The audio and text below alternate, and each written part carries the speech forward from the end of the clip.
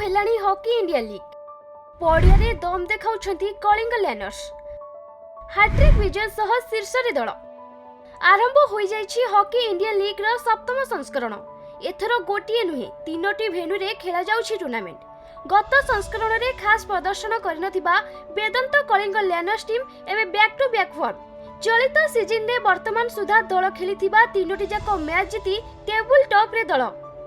अंतर्जातीय अभिज्ञ तारका अर्थर van donor, Alexander Hendricks एवं युवा तारका संजय, गुरु साहबजीत सिंह, बॉबी सिंह धामी, किशन बहादुर पाठक आदि प्रदर्शन बल रे दम देखाउछि एही टीम। दुईटी मैच रे गोल व्यवधान रे विजय एवं गोटिए मैच रे शूट आउट रे जीतिछि दल।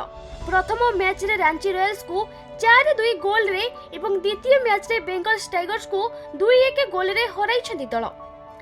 सेहीपरि एचआईएल गवर्निंग काउंसिल रे विपक्ष रे शूट आउट रे 3-1 गोल व्यवधान रे जीतिछि टीम। अधिकांश युवा तारका को नहीं गठित एही दल शक्तिशाली दल विपक्ष रे करूछि श्रेष्ठ प्रदर्शन।